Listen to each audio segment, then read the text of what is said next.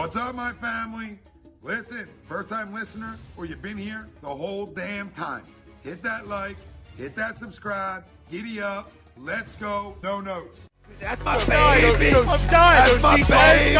We're going at it at 110%. I just want 5 minutes of happiness, please. Just give me 5 minutes. And they scored! They did it! Slap. What the hell was that? Oh, yeah! What the f*** are you talking about?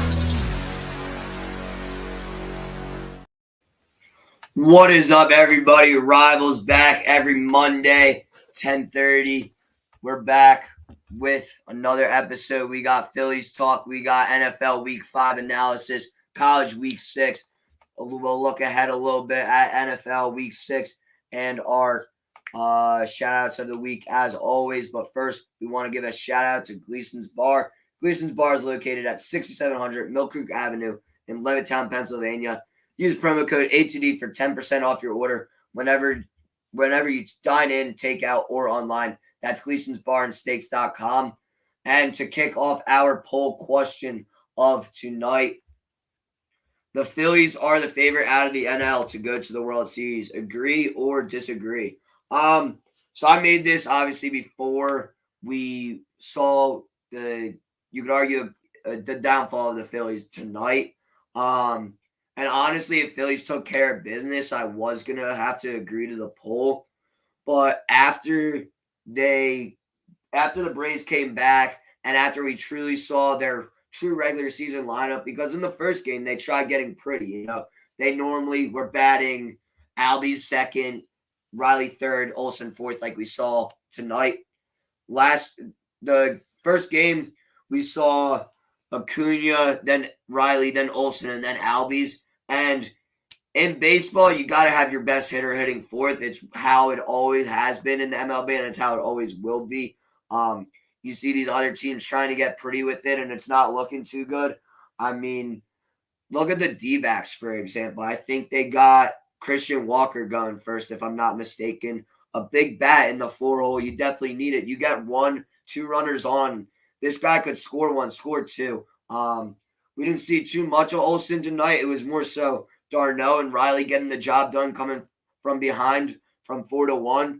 The Braves pitching is a little iffy. It's a little shaky, but I'm still going to have to disagree. I haven't seen all that much from the Phillies other than game 1, game 2, obviously a train wreck. So, yeah, I'll disagree.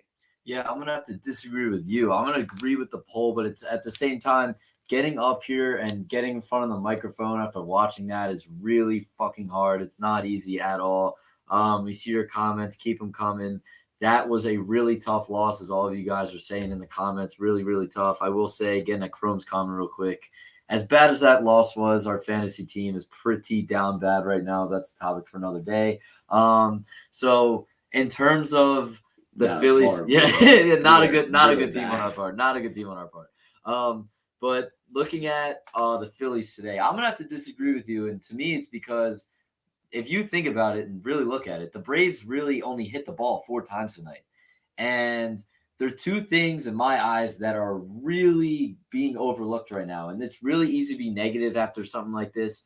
And I totally understand people who are pissed off and angry right now. But I'll try to be the voice of reason a little bit and play devil's advocate here a little bit. I'll go this route. The other team, the Braves had 4 hits the whole night, and they struggled hitting in the night before. So your point of adjusting the lineup, I agree with you. I thought it was stupid to begin with. I never thought they should have changed their lineup that was historically great in the first place, and they did. Mm-hmm. Sure. And they sucked that night, and really they weren't all that great today.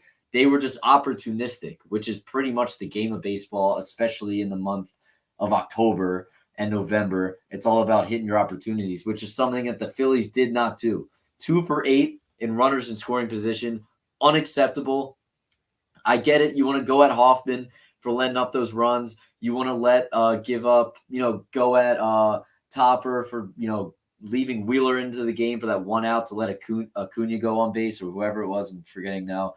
But I'm not remembering who it was. It was a base hit single. It was a base hit, and then Darno put it out. Right. As much as those hurt, and they did suck, and it's hard to watch, at the same time, and there were controversial decisions and controversial moments in the game, no doubt about it. You have every right to, feel that way. I'm going to hang my hat on two things. One is Trey Turner had two costly errors in this game today. 100%. And I understand he was great in game one, and that's fantastic. I won't even bring up the money thing. I won't, because that's irrelevant in this. You're starting shortstop at this point of the season. You have to make those two plays, must. The first one didn't a lot towards a run, so it's not that big of a deal. It's still kind of embarrassing. Second one allowed the runner to go to third, which eventually knocked the run in that shouldn't have ever happened in the first place. Oh, yeah. No, Acuna getting the third. I mean, how do you let that happen?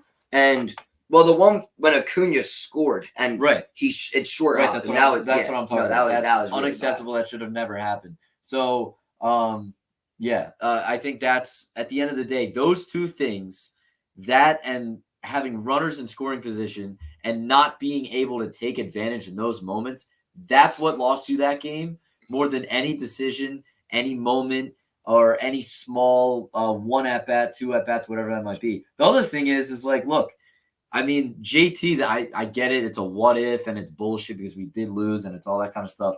That was 4 feet off for being a fair ball and 2-run score, and the game's probably wraps at that point. So I get it. It sucks. And you're up 3-0. They were up 4-1. Yeah. You have to win this game. No doubt about it. There's no excuses at all. But when you ask me the question of, who should be the favorite, I'm gonna go with the Phillies for the lone fact that they have struggled against us time in and time out. I get it. We lost, and it's a brutal loss. There's no underestimating that whatsoever. Same time, hit the ball 4 times tonight. Opportunistic as hell. You do have to go on the road, and you have to win in a tough environment, which people want to say the Braves are in a tough environment. I just watched 2 games of baseball. It's not nearly the same. And the other thing is you got to go on the road, show how deep that pitching rotation is, which is the question mark to that team. And on the Philly side of it, you have Nola going in game 3. You have the home field behind you, and you're facing a team that struggled not only this past 2 games, but in postseason series in the past. I have to slightly disagree. Because the other thing is, look, if you told me, right, and I get it sucks when you lose a momentum swinger like that one, and it does change things. I'm not going to lie to you. But if you told me that we're going into Philly and the Braves, are coming off a 4-hit game and you stole one on the road, I'm feeling pretty damn good. I'm feeling pretty good. 100%. They took one on the road. They did their job. I get it. It sucks they lost tonight. Now you got to take home field advantage. You have to take home field advantage. You have to win these next 2 games. You have to. No, it ultimately, you could argue it's the bullpen's fault. You could argue, you could really argue it's the bullpen's fault. The Braves are just very good situational hitters. Down 4-1, and they come back. They hit 2-run shots, win the game. We're moving on to game 3. It's honestly, it's a toss-up because the Braves lineup obviously is favored, sure. But then you get to the pitching aspect of it. And the Braves arguably only have two starters that are pretty good. And that's Strider and Fried, who you guys just faced, and you guys blew them up. I mean, you put up 4 runs against Fried. How much more can you ask? But now you go against a guy like Bryce Elder, a rookie, who knows how he's going to perform in the playoffs. Is he going to have that rookie fever? Is he going to show up to the big stage? Is Nola going to show up to the big stage? We've seen aspects of Nola where he's been dominant, and we've seen aspects of Nola where he's been absolutely horrible. I mean, it's going to come down to the pitching because both of these lineups will get hits in clutch time, and it's going to come down to the pitching. Right. I have 2 points, and I'm pretty much lobbing off of 2 points that were made in the comments. One, Philly Sports also said it's all about Nola. I could not agree more. You want to go in the free agency, which you are this offseason, this is a must-have-it, must-show-up game. There are a lot of times where he doesn't get run support. Oh, my God. Jordan Love stinks. There are a lot of times where he doesn't get run support, and that might happen again.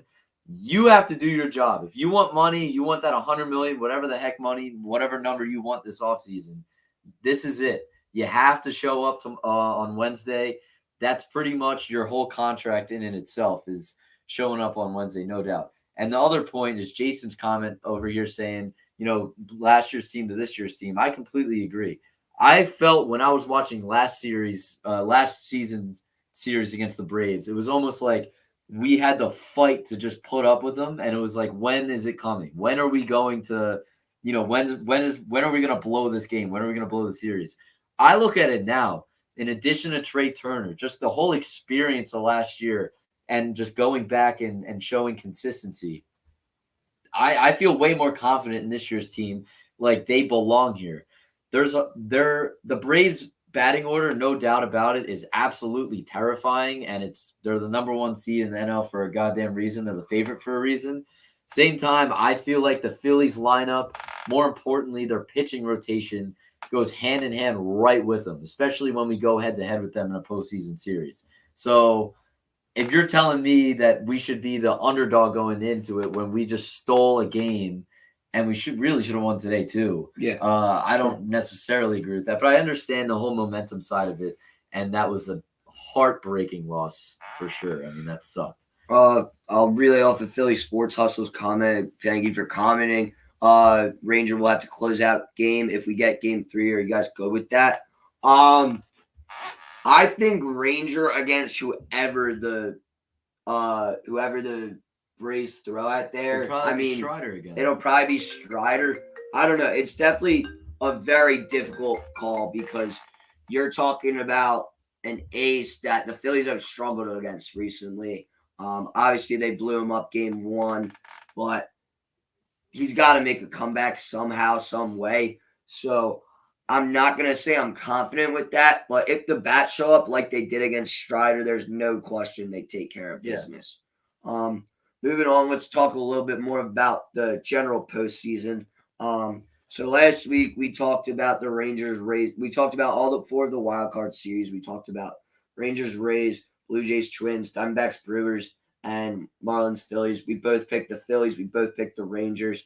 I think we both picked the Blue Jays too. So shout out to the Twins, knocked them off. Actually, very surprising in both games. Pablo Lopez was dominant, and then it was Pablo Lopez in game 1 and Sonny Gray in game 2. All 4 of the teams taking care of business in the first round. And then round 2 so far, we got the Rangers surprisingly up 2-0 against the Orioles. And then you got the Twins and the Astros 1-1.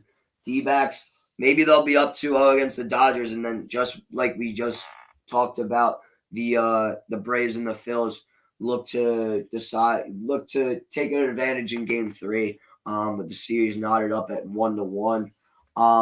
Before we switch over to the NFL side, we want to give a quick shout out to hats.com. In 2018, Eagles legend Brian Dawkins was inducted into the NFL Hall of Fame. To commemorate this moment, B-Dawk designed and launched an exclusive collaboration with Bowman Hat Company, America's oldest hat maker, on hats.com. Brian's love of hats and the Eagles were on proud display in Canton, and now you can find yourself in that iconic Hall of Fame fedora. Just go to hats.com and search Brian Dawkins and use the code Philly for 15% off your order. So go to hats.com, purchase that hat, 15% off with the code Philly. Shifting gears, we're going to talk week 5. We saw a lot in week 5. We saw a couple last-second victories, a couple blowouts, a couple even surprises. My biggest surprise of week 5 before I get into my Giants slander, the Jets taking care of business. I mean, I'm not going to say the Broncos are all that. I'm not going to commend Russell Wilson. I'm not going to commend Sean Payton. But Zach Wilson has been getting a lot of hate since he's gotten this job over from Aaron Rodgers when he got hurt. Gotten a lot of hate, but he took care of business. The defense took care of business. Very close game until the last quarter. I think they won 31-21, if I'm not mistaken. So hats off to them with my biggest surprise. Luke, what was your biggest surprise coming away from week 5? Biggest surprise? I'm not sure. There was a lot that happened. I guess maybe the Steelers holding on, even though how wacky of a rivalry that rivalry is. Sure. It seems like something crazy happens all the time. I just think I said it yesterday. That could be the worst performing win I think I've ever seen. I mean, they looked brutal. I think they had a safety and a defensive touchdown, I believe. I could be wrong about that. The offense just looked putrid. and they still find a way to win a divisional game.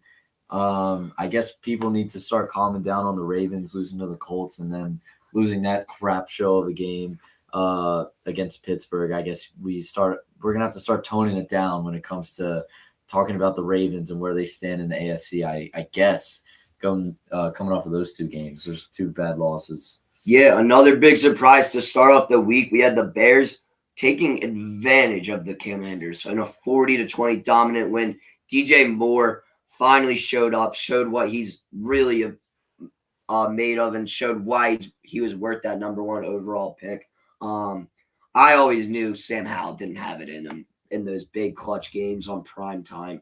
I really think the Giants had the number one toughest schedule in the first 5 weeks, and I truly think they have a chance at finishing above the Commanders just because of how bad Sam Howell is. Oh, that's interesting for sure. I do want to address this Rob Thompson thing real quick because I don't know if I said it earlier. It's easy. It's really easy to blame a manager in baseball, especially in October and November, just like it's really easy to blame a quarterback sometimes.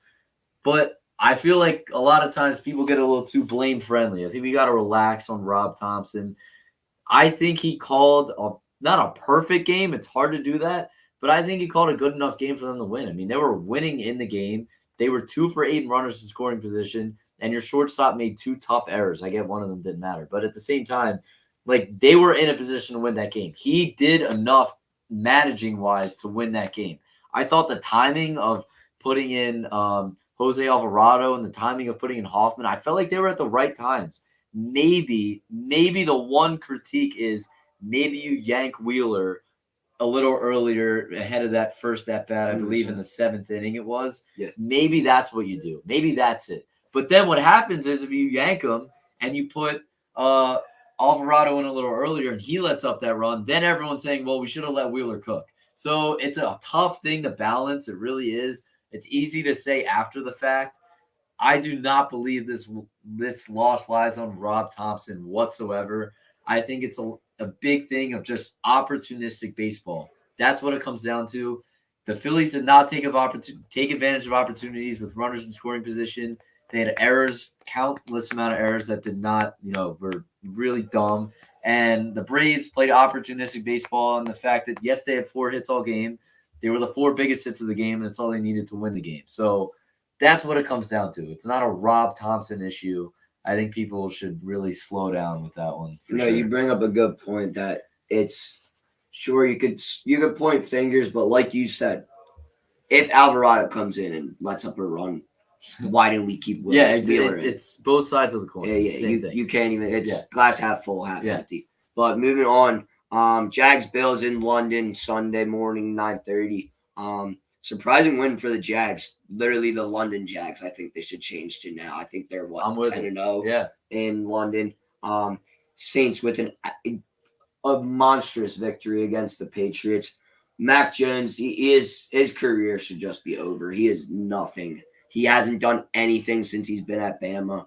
Every quarterback looks great at Bama and then moves on, and they face reality. I mean, we saw it in the first couple of years with Tagovailoa. Obviously, we're seeing he's blooming into something now, but we'll see if Mac Jones can bloom into anything down the line. But I'm not all set on him. I think the Patriots got to move on, got to get another franchise guy. We had the Colts take a win against the Titans, even though AR-15 went down. AC injury, probably not going to play even next week. So hopefully the Colts can stay hot. JT back, but still nothing. I mean, you saw Zach Moss show on Sunday. Yeah, for sure. Yeah. You addressed the Ravens Steelers. Steelers got it done in the last coming seconds. Lions with a commanding victory over the Panthers. I really thought the Panthers could do something this year, but Bryce Young, I mean, he's going to take a couple of years to develop. Rookie quarterbacks aren't going to just step into the league and be that good, but we'll see down the line. But Can we pause for a second on the Steelers thing? I have something to say, and we probably don't have a Steelers fan in the chat. If we do, let yourself be known. I have a problem because you look at it right now, and I believe that they are leading their division right now. Correct? I think that they are I think that they're first right now in that division because of wins and losses. Okay, they are. They are first in that division right now. Okay, you asked me this, right? This offensive coordinator still having a job is completely and utterly unacceptable. You have a shot to make the playoffs and have home field advantage right now, the way it stands in your division, and how god-awful your offense looks. If you think anything's going to change, because this guy had a reputation before, the offensive coordinator, Matt Canada, I think his name is. You had a reputation before of being a dog shit play caller, dog shit offensive coordinator, and we're going to roll him out week after week and pray to God that we get a defensive touchdown or a special teams play, a safety, whatever the hell it might be, just to get some points on the board. It's a disgrace and it's a joke. I mean, you should not be losing games to the Texans and all these other teams that you should be blowing out.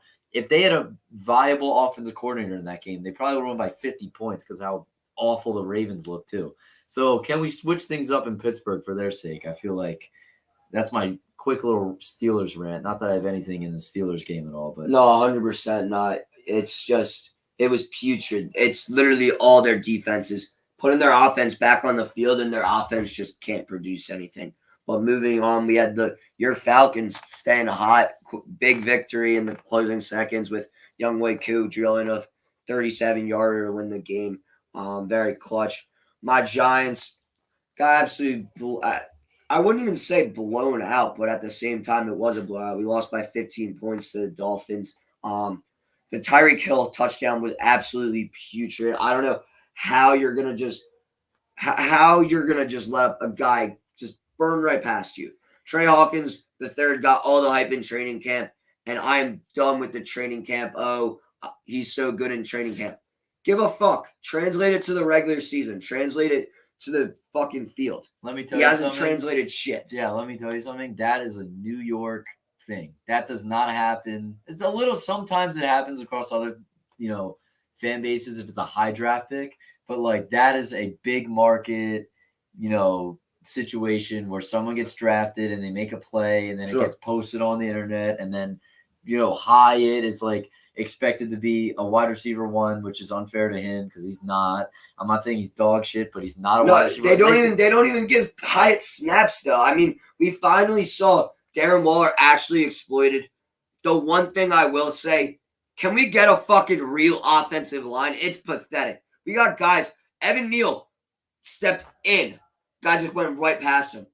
Oh, what am I supposed to do? You're supposed to block, dummy. You're supposed to block. Step out, block your men, do something. Daniel Jones got hurt. Tyrod Taylor got hurt.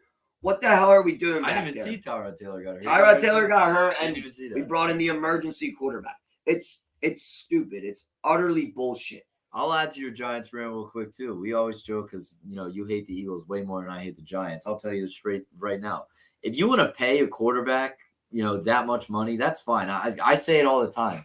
The Giants' problems stem way deeper than that guy. It's not on him. Oh, 100%. I'm not saying that he's, some great quarterback and he's helping the case all that much, but he's not, A1 problem. Definitely not. Furthest thing from it, actually. If you want to pay a guy that much and you want your future to be surrounded by that guy, first thing, most importantly, over everything else is protect him. 100%. Two teams right now are really struggling and underperforming. One's the Giants and one the Bengals. Two commonalities between the two teams. They paid the quarterbacks and they did not protect them. That's a problem. You look at the Eagles. You look at the Chiefs. You look at all these other teams that have paid quarterbacks and are winning football games. The reason they're doing it is because they're spending draft picks. They're spending money on offensive linemen. And I get it. The Giants did it with, what was it? It's Andrew Thomas. Andrew Thomas has been hurt. So he's making money. But outside of that, I mean, we've talked about it in the past. What's the high draft pick or the big, investment that they've made on the offensive line? They haven't done it. Well, they have. It's Evan Neal, but He should be flipping burgers instead of me. Right, but he's a bust. But at the same time, there's there's 4 other spots on the offensive line, and they haven't done shit. I see holes all over the offensive line. He looks abysmal. I'm not defending him at all. But what I am saying is, could you at least spend a draft pick or some money towards, some help in that direction? I'm agreeing on that. It's honestly the interior offensive line. I hope they can just figure Evan Neal's shit out, or he gets he needs to be diagnosed with something, dude. I think he gets on the field and just forgets how to play O-line. Yeah. Moving on, Bengals finally showed up. Joe Burrow got the ball in the hands of Jamar Chase. You got to just keep on doing that. I think 3 touchdowns, probably about $190 yards. Yeah, quick passing game. That's all it is. Yeah, for them. no, Can't have him sit back there and get killed. Want to touch on your Birds a little bit? Yeah, I think, again, here we are, another week, another, time to overreact and call ourselves dog shit for no reason. I'll ask you this as, kind of the anti-Eagles fan, I guess you can call yourself, or Eagles hater, I guess is a better way to word it. Sure. There's a lot of people out there kind of pissed off with the way it looks right now. And do me a favor, go stat for stat at this point this year to last year. It's pretty much identical in every category and everything. Mm-hmm. In fact, run defense is way better this year than it was last year. 100%. And we're 5 games in with new personnel, new coordinators. It's not going to look exactly the same.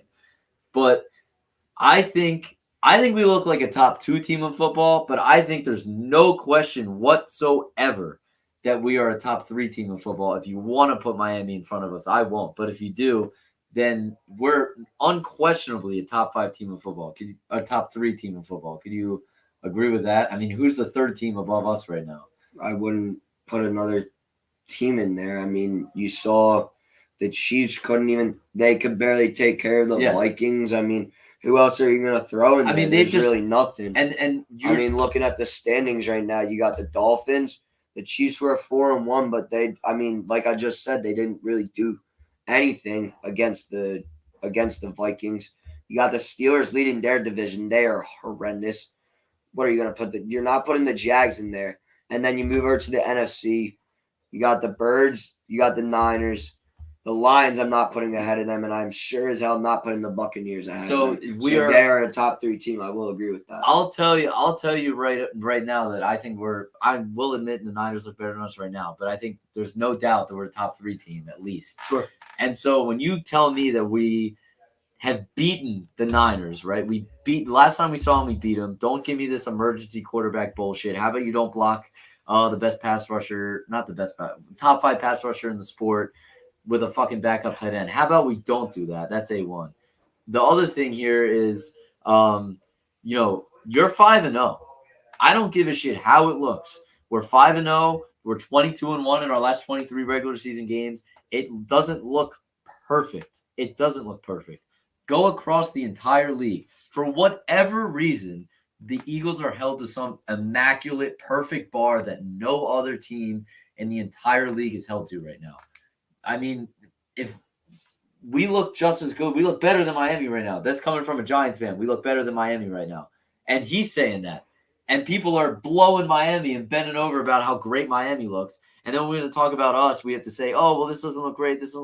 We're not going to look like the Super Bowl team last year in week 5. We're not. We're going to play our best football. Not now. It's yet to come. It will come, and eventually it will. It hasn't come yet, and that's fine. What I will say, though, and what's more important than anything else, is that week 5, against probably our best opponent we played to date, we played our best freaking game. Offensively, defensively in the second half, we played our most complete and our best game. That's all I can ask for, is that it's getting better each and every week. The quarterback looks a little bit more juiced up in terms of running the ball. He looks a little bit better each and every week. That's all I can really ask for. So as an Eagles fan, I feel really good. And I'm not looking past anybody, and I'm not going right towards the Niners and comparing ourselves and saying, what's it going to look like in an NFC title game? I'm not going to do that yet for 2 reasons. One, because the last time we played him, we beat him. So until we lose to him, I'm not scared of shit. And the other thing is, let's just worry about the next week ahead. Let's just continue to do that 1 game at a time, and we'll be fine. Because all we do is win. Sure. We talked about it earlier. The Jets took care of business against the Broncos. I saw on, I think it was First Take this morning, is the Zach Wilson-led Jets going to go to the playoffs?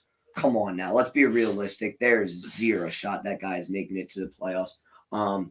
Chiefs take over the Vikings. Travis Kelce, a little bit of a Achilles injury, but came back in the game, still was able to score a touchdown. And then the Niners absolutely manhandling Dak Prescott and the Cowboys. they looked like a laughingstock last night. And coming from a Giants fan, that's saying something. After you guys made us look like a laughingstock, the 49ers did it right back to you guys. So I'm sure as hell happy at that. And then we got the Packers-Raiders going on, 2-minute warning. Could we see the Packers get the ball back? We'll see. But we're going to flip it over to college football. But before we do, we're going to turn it over to another sponsor of ours, Royal Billiards. Royal Billiard and Recreation, proudly celebrating 40 years and our new, bigger showroom. Twice the size and twice the fun. More pool tables by Olhausen. More dartboard sets, including custom-reclaimed backboards. More bar and kitchen stools that can change a room. And more bars, including pre-built and custom. Hot tubs, skee ball, shuffleboard, outdoor, and fun. Royal Billiard and Recreation, your ultimate game room store. Now located on Bethlehem Pike in Colmar. What is up? We are back. Just talked about MLB postseason, NFL Week 5, and now we got College Week 6 reactions.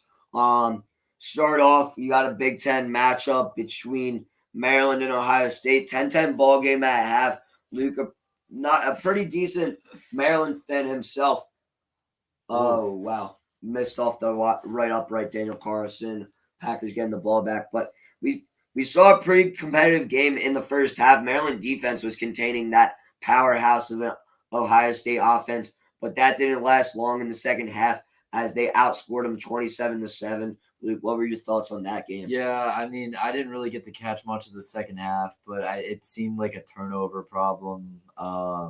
And again, Ohio State looks very beatable. I get it. Maryland's a good team, and the score looks lopsided. But if they did not turn the ball over, they also had a really, really bad end of half scenario in the first half where they should have gotten 3 points, and they just didn't end up kicking the ball because Tualia threw it to check down to his running back with no timeouts and the clock ran out. But Ohio State looks very beatable. So as a Penn State fan, it makes me really happy. But I mean, I'm not looking at so much at the score. It was kind of a closer game than the score might say. And really, again, another day, Ohio State looks beatable, and another day where they play a better team, maybe they lose. Yeah, Pete, dude, we both had it. We both had it. I called it the lock of the century. I was never more certain about anything ever before. And what a brutal way to lose a bet. Another backdoor cover. You had LSU with a last-second pick six. Beating Mizzou. I had Mizzou with the points. So pretty bad. 2 bad beats in a row you had right there. But then moving on, you had Oklahoma taking care of business against Texas. Quinn Ewers didn't look all that special. Came down to the last minute, but Oklahoma, I believe, with a last-second touchdown to take the victory over Texas. Texas dropped to 9 after that, and Oklahoma moved up to 5. Surprised that Penn State didn't move up this weekend, but we'll take it. We got number 6 still. UCLA beating Washington State. I believe UCLA was unranked going into this and took care of business against a pretty tough Washington State team. I believe they were at 15, dropped to 19. Yeah, I think they also beat Wisconsin on the road, I believe, earlier in the year. Or maybe that was a home game. Not sure. Don't remember. Washington State. So yeah, honestly not sure. Yeah, I'd say Philly Hustle. I think it's a pretty good prediction. 43-point favorites. It's crazy. I'm feeling pretty good about it. It's crazy, but Penn State starts slow. Take the points. Yeah. You got UNC, Syracuse. UNC absolutely manhandling them. Drake May, all what they talked about in a 40-7 victory. Bama taking care of business against A&M. I thought A&M was going to get the job done at home, but they obviously were no match for Bama. Florida State, you had Jordan Travis finally showing up to a game with a 39-17 commanding victory. Kansas over UCF. You had Georgia taking absolutely advantage of Kentucky in a 51-13 victory. Yeah. They're getting back into their real strides, and it's looking like they're going to be running away with this, but we'll see. Louisville over Notre Dame. Very surprising upset, and a 2-score upset, as a matter of fact, winning by 13. You had Mississippi over Arkansas. 27-20. Michigan, our friends across the pond, 52-10. We'll see them in 3 weeks, so who knows? Or maybe 4 weeks. I'm not even sure. But then you got Georgia Tech beating Miami in a last-second thriller. Oregon State over California. And then if you stayed up to watch this, Caleb Williams won in double overtime. Very surprising victory at home. I think they dropped in the rankings from 9 to 10.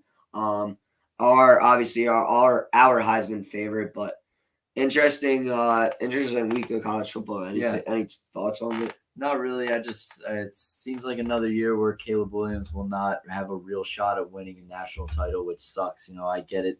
It's cool to see, these high-powered defenses and great teams win it, but on the biggest stage, I want to see Caleb Williams go up against a Georgia defense or a Michigan defense or something like that. So it kind of sucks to see that they pretty much, it seems, have no shot, even though they're undefeated.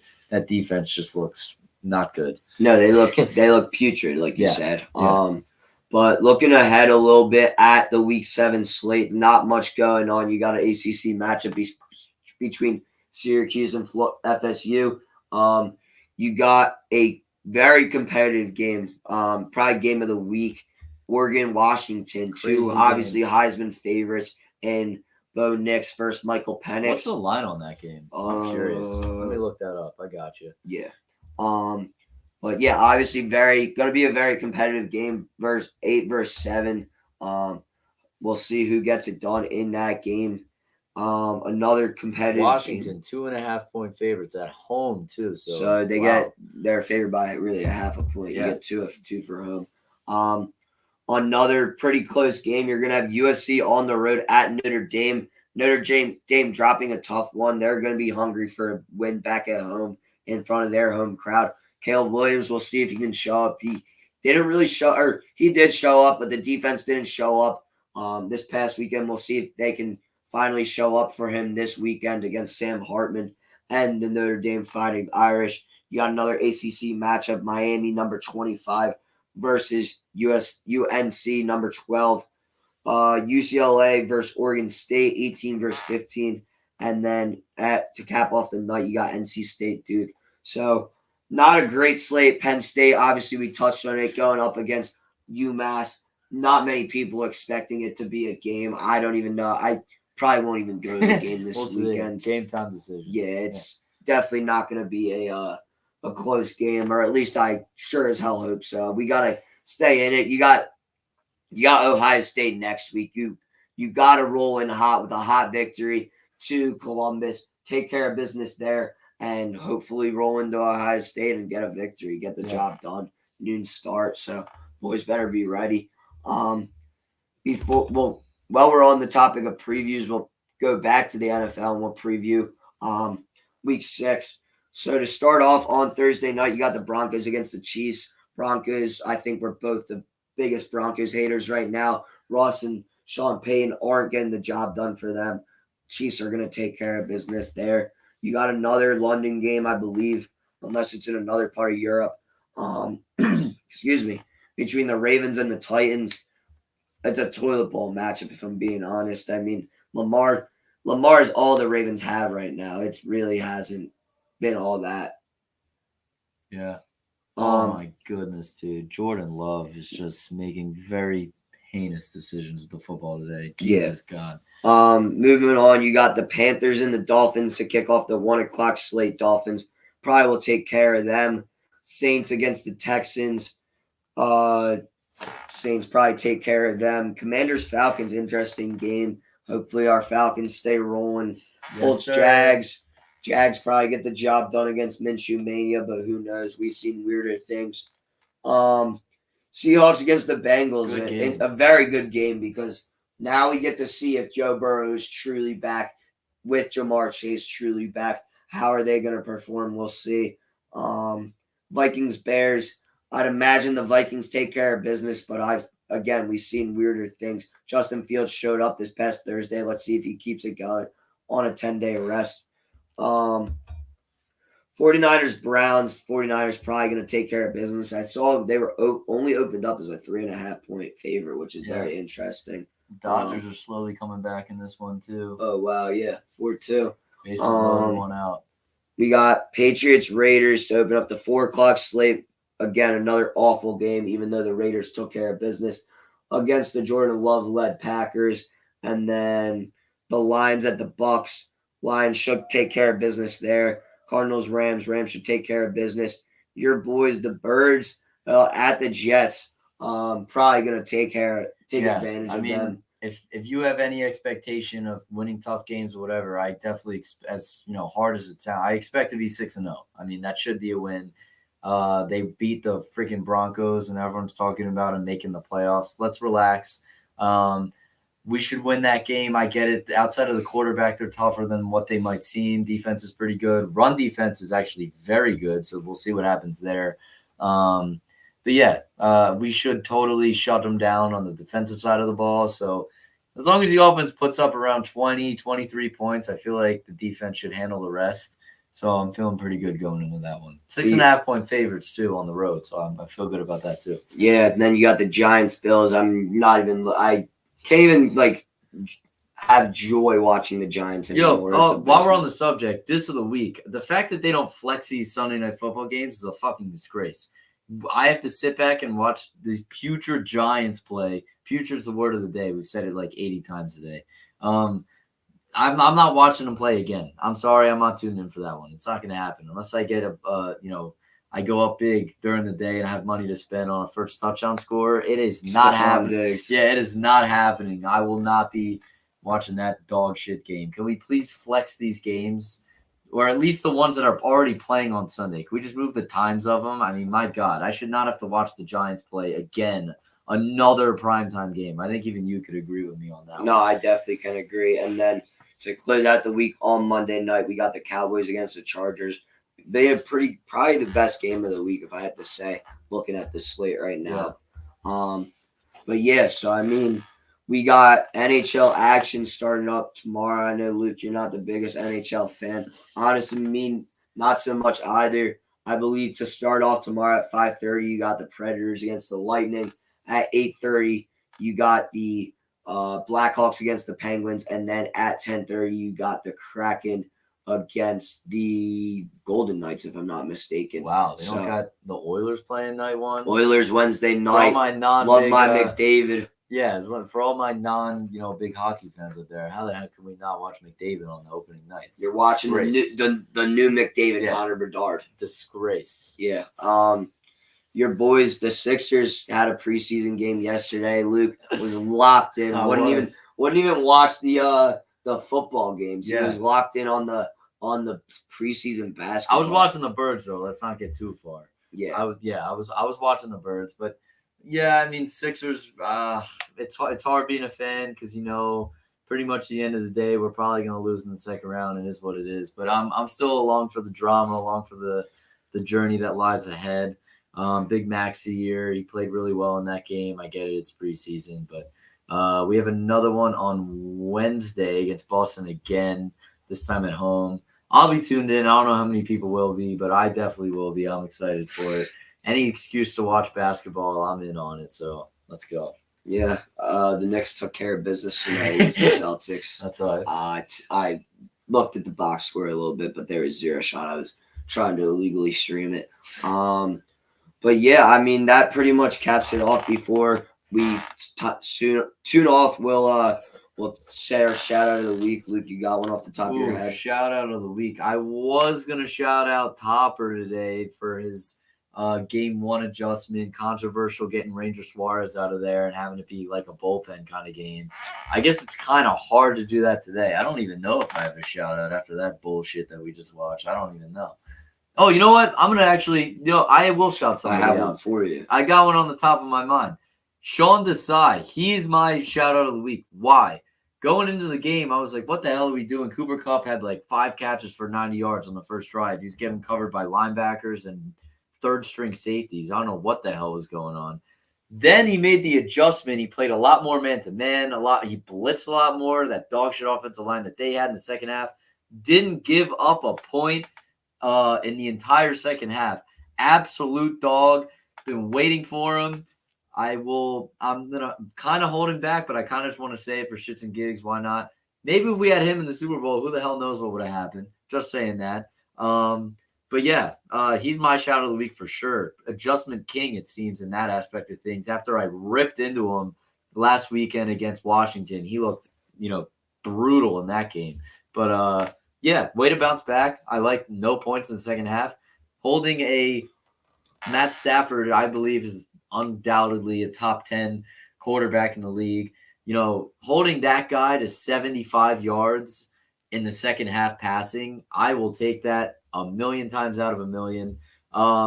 Philly Sports Hustle, Sonreich deserves a shout out. No doubt about it. You are 1,000% correct. Taking the cast off is huge for the program. He has 3 sacks now. He's on pace to, do what he's done in previous years. He looks like an absolute stud again. Great to have the boys back on defense. The defensive line looks great. We'll see if the secondary can hold strong through these injuries. We'll see. But yeah, Sean Desai, shout out. My shout out, I will unfortunately go with a Giants player. Actually, Jason Pinnock. And Jason Pinnock was the first time the Giants scored in the first half this year. And I can't believe that I'm saying that in week 5. But yeah, I mean, you talk about a guy who falls under the radar. And you talk about this Giants defense who's supposed to be good. You got guys like Okereke, who finally made a play, got that pick. You got Dexter Lawrence, who they paid. Haven't heard much of him. Thibodeau, 3rd sack of the season. I think he's up to 4 now. Leonard Williams, haven't heard much of him. Xavier McKinney, sure as hell have not heard much of him. Actually heard a lot of slander. Dory Jackson was off the field for that Tyreek Hill touchdown. But Jason Pinnock has been very fallen under the radar. And as much as you could say 31 points is a lot of points, I was expecting 50 after we let up 40 to the Dallas Cowboys. I mean, how the hell did we only let up 31? So I'll give a little shout out to the Giants defense. Don't let it get to your heads because we are going to get blown up by the Bills. I'm sure as hell about that, but shout out to I could not believe Jason Pinnock right and the now. Giants defense. We must be reaching for shout outs at this point. Dude, I got no other shout outs. Out a defensive back on it was either him or shouting out quickly in a preseason game, and I'm sure as hell not doing that. Wow, we are reaching now. This is nuts. I did not. That put me in a way better mood after watching that bullshit. So I'm happy we did this. Yeah. Well, before we sign off, we again want to give a shout out to our sponsor for tonight, Gleason's Bar and Grill.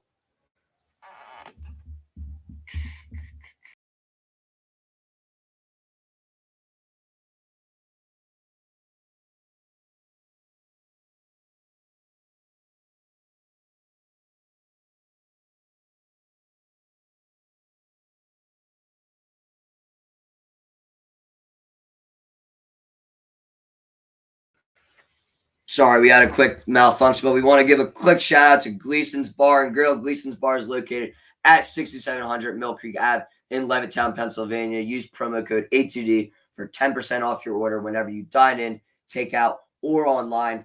That's Gleason'sBarandSteaks.com. Thank you to everybody in the comments section. We appreciate all the love, all the support. You can tune in every Monday from Facebook, Twitter, YouTube, Rivals, every 10:30 on Monday. Thank you guys. We're out.